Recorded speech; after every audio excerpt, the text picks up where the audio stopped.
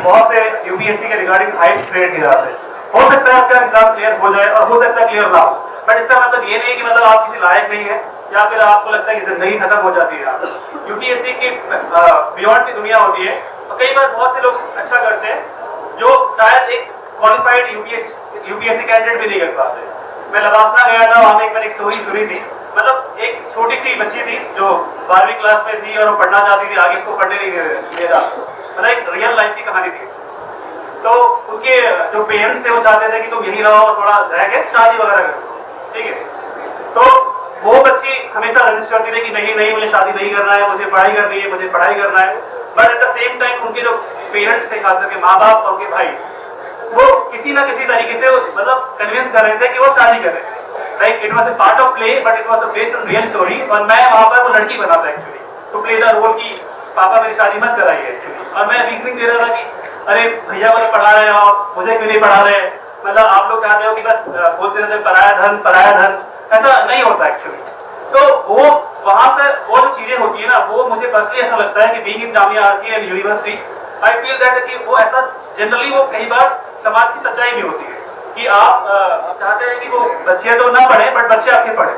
But at the same time the girl रजिस्टेड और उन्होंने क्या किया कि वो उन्होंने शादी नहीं करी और बाद में किसी एनजीओ के हेल्प से बेसिकली वो, तो बाद में like she was on the stage actually कि ये मैं असली में जो थी वो, और वो काफी बीपीओस रन कर रही थी और काफी सारे ऐसी चीजें रन रही जो लड़कियों को मदद करती पढ़ाई को लेकर। तो मैं ये कहना चाहता हूँ कि even you are not in the services, a single man और single woman can bring change irrespective वो कहाँ पर है, बट वो करेज और वो कन्विक्शन होना चाहिए कुछ करने के लिए। तो यही चीजें मैं आपसे शेयर करना चाहूंगा कि मैं सर्विसेज में क्यों आया, ठीक है। ये ऐसा नहीं कि हाँ मेरा कोई ड्रीम था, ऑनेस्टली बता रहा हूँ, ड्रीम मतलब कि ये जो वेरी शॉर्ट और स्मॉल वर्ड्स, ठीक है। मतलब आप प्रैक्टिकल तौर पे देखें तो मतलब कुछ चीजें जो होती है वो इंपॉर्टेंट होती है। जैसे श्रुति मैम ने कहा और बाकी मेरे दोस्तों ने कहा कि आप क्या रीजन है आपका सर्विस ज्वाइन करने का। अगर आपके रीजन स्ट्रॉन्ग नहीं होंगे सर्विस में आने का, तो हो सकता है कि आप मतलब आपका मतलब बीच रास्ते में आप कमजोर पड़ सकते हैं। कई बार होता है कि पड़ोस में कोई सिलेक्ट हो गया तो उसको देख के तैयारी स्टार्ट कर दिया, मेरे दोस्त ने कहा तो उसको देख के स्टार्ट कर दिया। आई डोंट मतलब थिंक कि वो चीजें कई लॉन्ग टर्म में सस्टेन कर सकती है आपका एक जेन्युइन रीजन होना चाहिए कि आप सर्विसेज में क्यों आना चाहते हैं।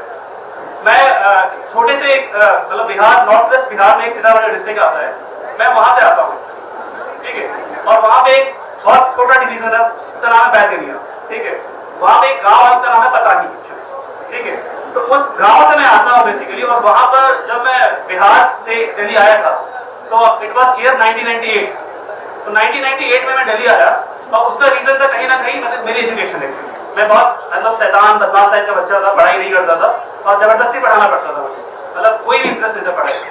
लेकिन एट द सेम टाइम जब मैं वहां से आया तो मुझे अपने घर की बहुत मतलब यहाँ दिल्ली में आया, पापा के साथ रहता था, बट रोता रहता था कि मुझे घर जाना है, मुझे घर जाना है। और तो वहाँ पे कुछ भी नहीं था एक्चुअली।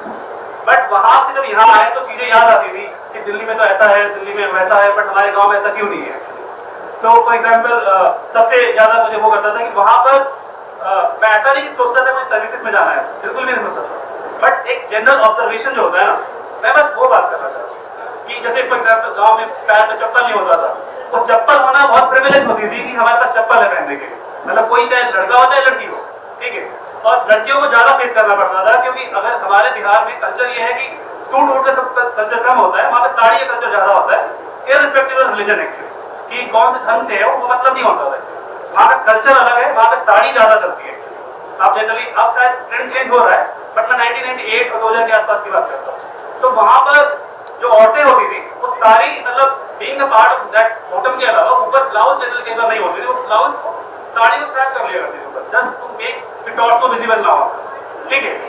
ये एक ऐसे रीजन प्लस एक बार मैं मतलब 5 या 6 साल का रहा होगा, बहुत ज्यादा याद नहीं है मुझे, बट फिर भी वो बात बहुत अच्छी तरह याद है मेरे को। क्योंकि गांव में क्या होती है ना, अपार्ट फ्रॉम द मतलब even after the political decentralization, आप देखें कई बार क्या होता है कि लोकल पंचायत जो होता है काफी पावर यूज करता है, इट डिपेंड कि वहाँ पे डोमिनेंट कास्ट कौन सा है।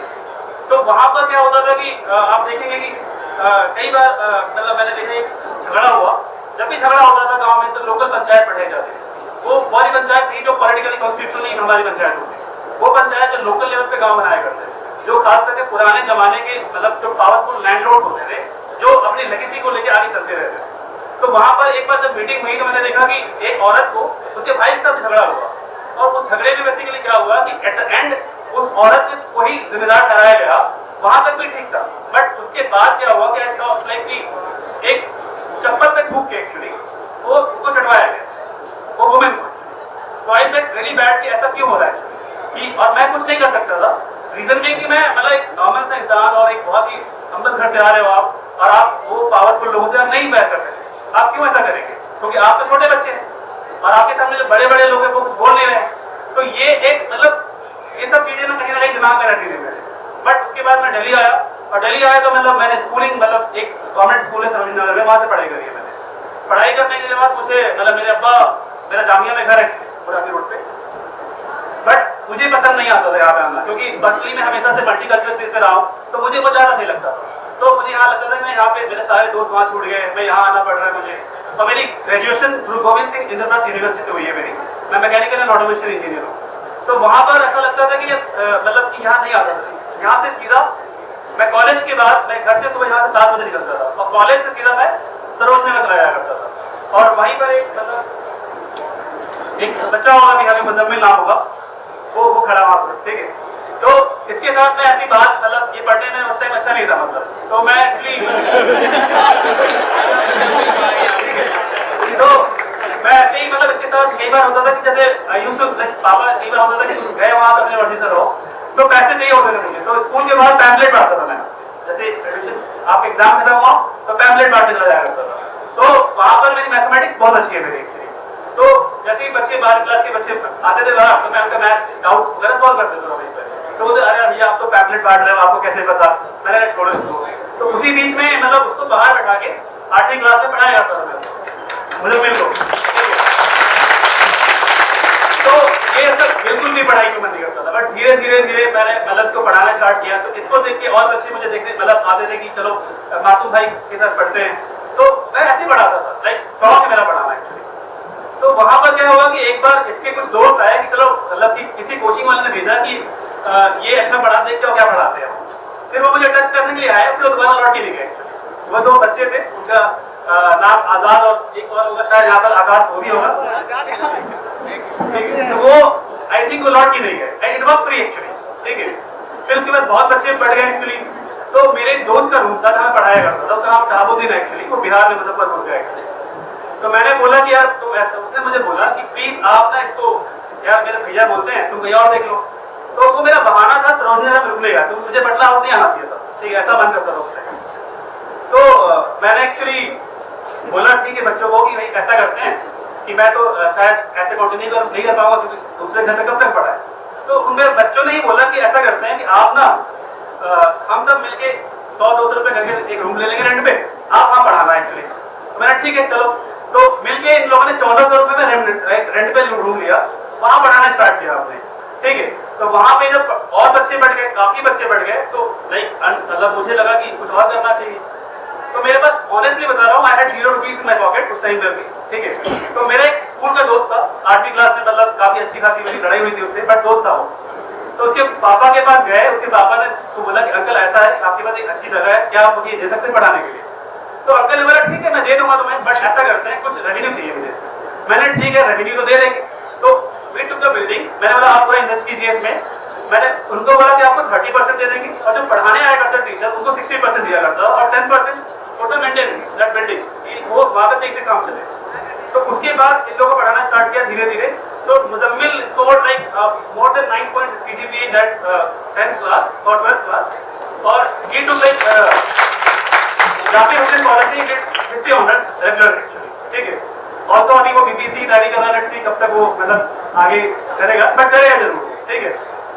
तो ये चीज मतलब काफी मतलब काइंड ऑफ इतने ज्यादा बढ़ गए। लेकिन वहां पर 2 इवेंट हुए मेरे साथ, जिसने मुझे कहीं ना कहीं सिविल सर्विसेज में आने के लिए ज्यादा उत्साहित किया। The one reason was that कि there was one of my student, and उसके फादर मुझे एक दिन पहले एक्चुअली मिले कहीं पर बाहर, एंड ही टोल्ड मी कि यार मासूम मैं चाहता हूँ, वो he was a driver actually, cab driver, tourism में थे वो, ठीक है।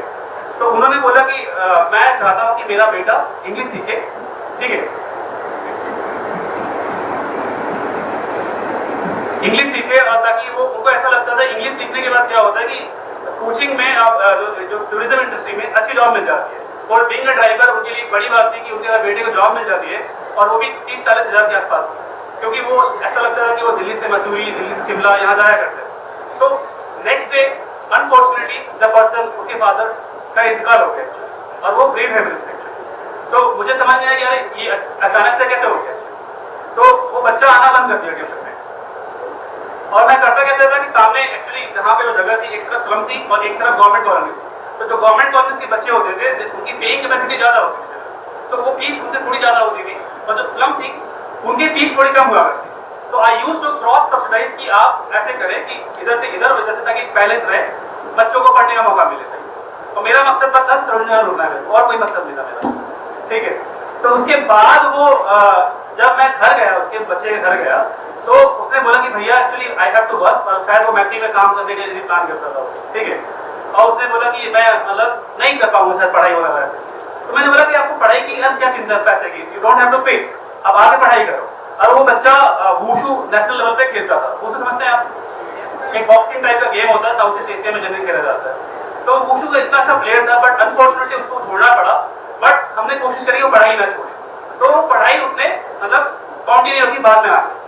फिर इसके बाद एक और मतलब ये ठीक हुआ। फिर इसके बाद एक और केस हुआ कि कुछ बच्चे मेरी क्लास में जो टाइम होता था उस टाइम पे नहीं आया करते थे पढ़ने, मतलब कभी आया कभी नहीं आया। तो एक बच्चा बहुत ही मतलब अच्छा बच्चा था पर वो नहीं आता था। तो मैं उसे मिला, मैंने उसको पूछा ये 5 बजे क्लास होगी तो आते क्यों नहीं हो? तो उसने बोला कि भैया ऐसा होता है कि 5 बजे वो उसको पानी का पीने का पानी भरने जाना होता है।